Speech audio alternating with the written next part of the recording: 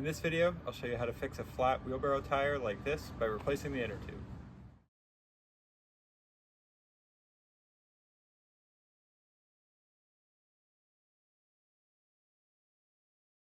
To change the tire, first you're going to need to get the tire off the wheelbarrow. You do that by removing these 4 bolts here. Now be careful, these are carriage bolts that can drop out when you're doing it, so just hold on to them. You'll probably want to keep them pressed up to make sure they're not spinning. You can remove them with a wrench. This one's a 1/2 inch. I'm going to use an impact because it'll just go a little faster.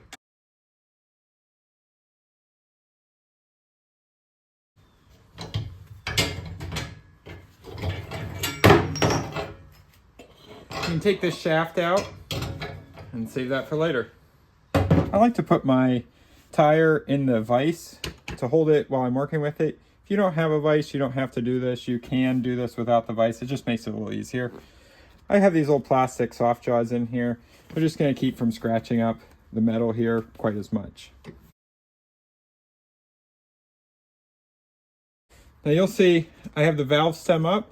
You'll want to make sure it's up so you can see it to get access. I'm going to use some pry bars. I have a couple here that I can use just to pry this tire off the rim. If you don't, a large flat blade screwdriver will even do the trick, but a pry bar works a little better. Now you can see this valve stem will go all the way through. You may have to take the cap off on some, just check and make sure. And take a pry bar, stick it behind the rim, and pull the tire up over the edge. Just gonna put a second one in to hold it, and then work my way around, popping the tire off the rim.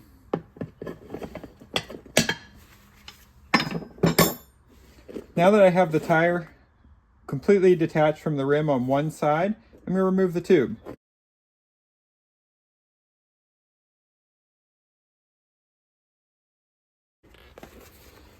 I'll look over it and see, okay, I've got a cut here, or a tear I can see. So I just want to make sure that before I put a new tube in, I'm checking to see that there's no thorns or nails through here. Sometimes you won't be able to find where it cut or tore. That surprises me because it's right on the inside of the rim, but I'm going to check real good, make sure there's nothing sharp in here that's going to tear the next tube.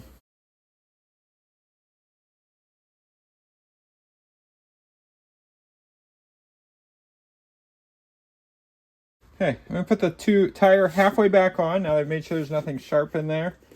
Okay,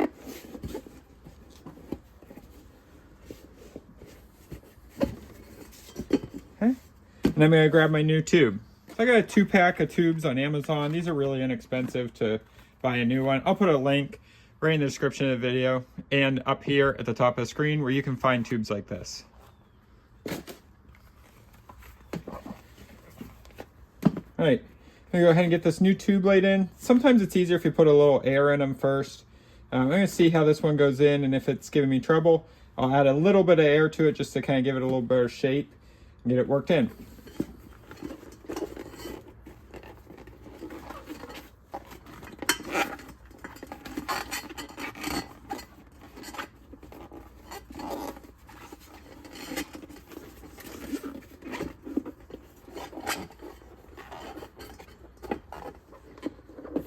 And get this valve stem pushed through the hole in the rim.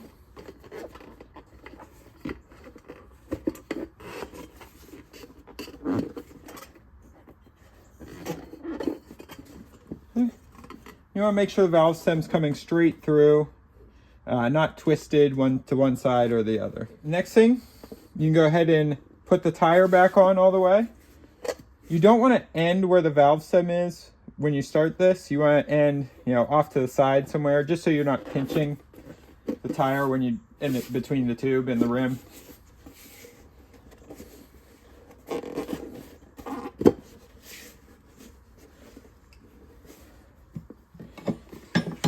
And this is where a pry bar can come in handy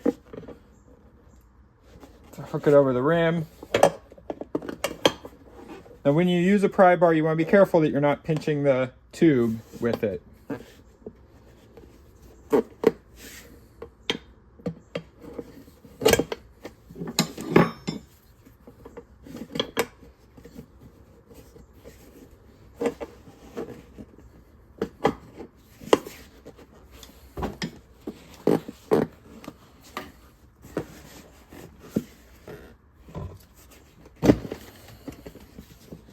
I've checked around to make sure that I don't have the tube pinched in between the tire and rim anywhere.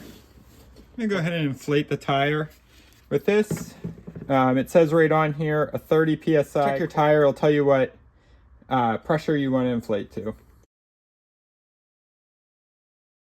This is a great little inflator. I'll put a link in the description of this video. Runs off a Milwaukee M12 battery, and you can just set it to the pressure you want.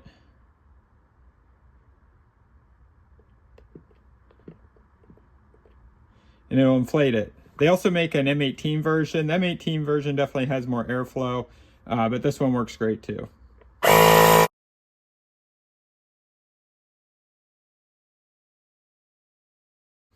gonna stop there because I can see the valve stem isn't quite rotated where I want it. I don't want to have a lot of pressure on it. I'm just gonna take a screwdriver, let some air out, and adjust the tube now.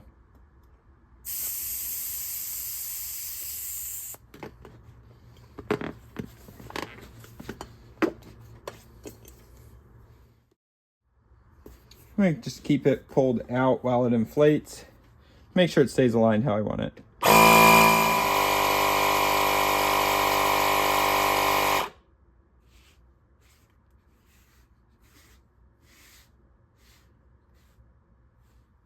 All right, we can go put this back on. Before I do though, I'm going to go ahead and oil this axle before I slide it in. So I'm just putting a little 3-in-1 oil on here. Drop that in. Okay. Then I'm going to put these brackets back on.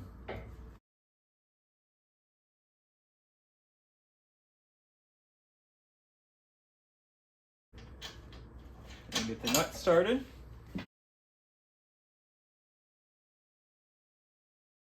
When you tighten these up, you don't need to go crazy tightening them up. It will draw the metal in. You can use a regular wrench. I'm going to use my impact wrench.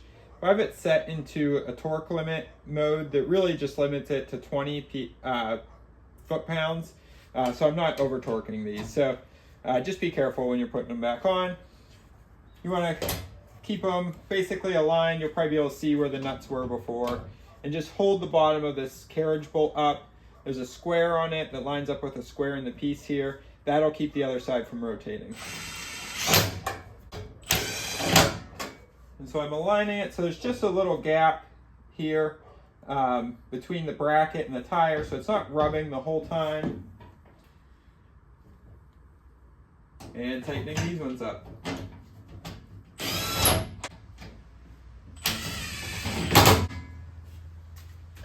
And make sure your tire spins freely, and it should be in line with the wheelbarrow. If you found this video helpful, give me a thumbs up and tell me about it in the comments. You can also subscribe to my channel for more helpful videos. Thanks!